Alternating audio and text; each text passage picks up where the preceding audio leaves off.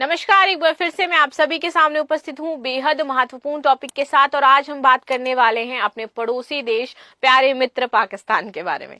देखिए, पाकिस्तान ने कुछ भी कही लेकिन एक अच्छी जो एक मिसाल है वो दुनिया के सामने कायम करी है सिर्फ एक स्थिति में। वो ये है कि इन्होंने अपने कचरे के जो बड़े बड़े भंडार थे, जो डंप थे, उसका बहुत अच्छे से यूटिलाइजेशन करना शुरू कर दिया।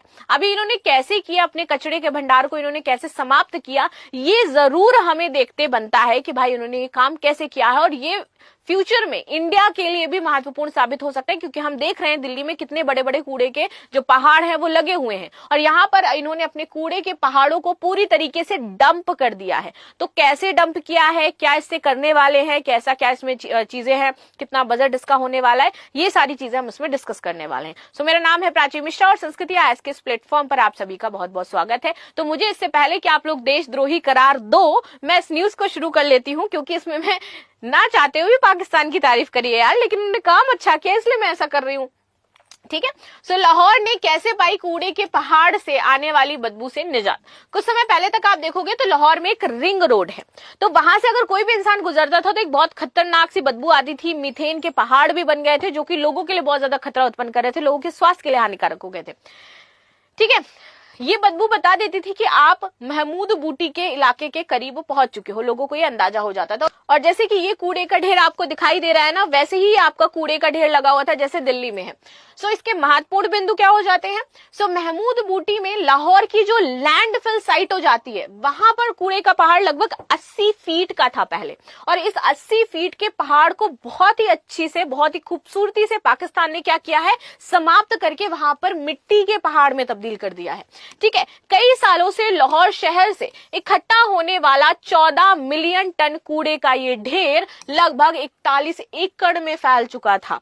ठीक है, आगे बात करते हैं। तो ये तो हमने देख लिया, ये चीजें थी। अब इस बदबू से तो दिक्कत थी ही, इससे भी बड़ी समस्या ये थी कि इससे अब खतरनाक गैस निकल लेती है। जब कूड़ा सड़ता है ना तो उससे मीथेन गैस निकलती है आपकी, और वो बहुत ही ज्यादा खतरनाक थी। ये मीथेन गैस रिसाव करने लगी थी।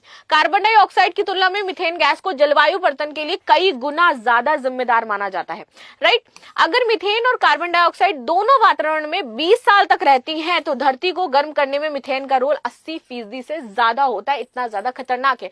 तो सोचिए, ये जो कूड़े के ढेर दिल्ली में वर्तमान समय में बने हुए हैं, ये कितना ज्यादा प्रॉब्लम क्रिएट कर रहे होंगे। राइट, कूड़े का पहाड़ कहां चला गया। इस प्रोजेक्ट के तहत 41 एकड़ में फैली लैंडफिल साइट से गैस हासिल की जाएगी, जिसे पास के उद्योगों में बेचा जाएगा। तो ये इस तरीके से उसको पूरी तरीके से काम कर रहे हैं। साथ ही इसके 11 एकड़ रकबे पर एक सोलर पार्क बना दिया जाएगा इसी कूड़े वाले पे, जो लगभग 5 मेगावाट बिजली बनाने की क्षमता रखेगा। और बाकी जो 30 एकड़ पर है वो अर्बन फॉरेस्ट यहाँ पर उगाया जाएगा आपका। ठीक है, ये यहाँ पे कहा है लाहौर वेस्ट मैनेजमेंट कॉर्पोरेशन के सीईओ हैं बाबर साहब बीन ने। ठीक है, मीथेन के 2 बड़े मानवीय स्रोत होते हैं। ठीक है, लाइव स्टॉक यानी कि मवेशियों का मल व गैस, और लैंडफिल साइट। हाल ही में एलबीएमसी यानी कि लाहौर वेस्ट मैनेजमेंट कंपनी ने रावी अर्बन डेवलपमेंट अथॉरिटी के साथ मिलकर के एक नया प्रोजेक्ट शुरू किया है, जिसमें महमूद बूटी लैंडफिल साइट को ठीक करने की योजना बनाई गई है। और इस योजना के शुरुआती चरणों पर काम के बाद यहाँ मौजूदा 14 मिलियन टन कूड़ा जो है वो मिट्टी के अंदर दब चुका है। यानी कि ये लोग क्या कर रहे हैं, कूड़े को खाद बना रहे हैं, कन्वर्ट कर रहे हैं मिट्टी के अंदर। जिस जगह पर वो था उसी के आसपास बड़े से क्षेत्र में गड्ढे खोद खोद करके उसको दबाया जा रहा है, और फिर उसके बाद वो क्या होगा, डिकम्पोज हो जाएगा। जो नहीं होगा उसको कहीं पर बेच दिया जाएगा, उसको रिसाइकिल किया जाएगा। तो इस तरीके से जो कूड़े के ढेर है इसको हटाने का प्रयास किया जा रहा है, और ऐसे कर करके उन्होंने अपने पूरे कूड़े का जो ढेर था उसको समाप्त कर दिया। इस प्रोजेक्ट पर काम प्राइवेट कंपनियां कर रही हैं, जिसे इस साल अगस्त तक पूरा किया जाना है। इस पर लगभग 140 करोड़ पाकिस्तानी जो रुपया है वो खर्च हुआ है।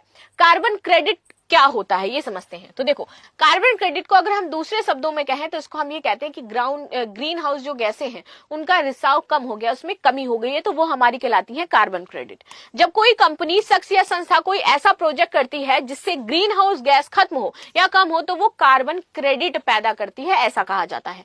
1 metric ton greenhouse gas खत्म होने या कम होने पर एक कार्बन क्रेडिट मिलता है, जिससे इसे कार्बन मार्केट में आप बेच सकते हो।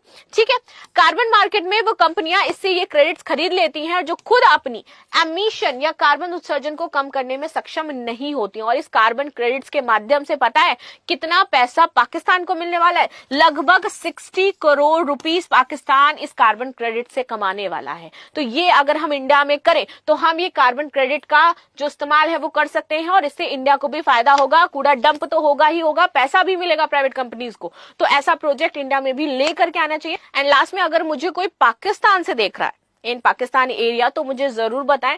और इंडियंस आपको बहुत ज्यादा प्यार करते हैं, ऐसा कोई नहीं है कि बहुत ज्यादा हमारे बीच में दिक्कतें हैं, बट वो पॉलिटिकल इश्यूज रहते हैं जो रहते हैं। लेकिन एज अगर हम सिर्फ सिविलियन बात करें तो आप हमारे भाई बहन हैं और हमेशा रहेंगे। आप इंडिया को प्यार भी भेज सकते हैं, हेलो भी कर सकते हैं, बाकी आपकी इच्छा है जो भी आप वहां पर लिख करके बताना चाहें।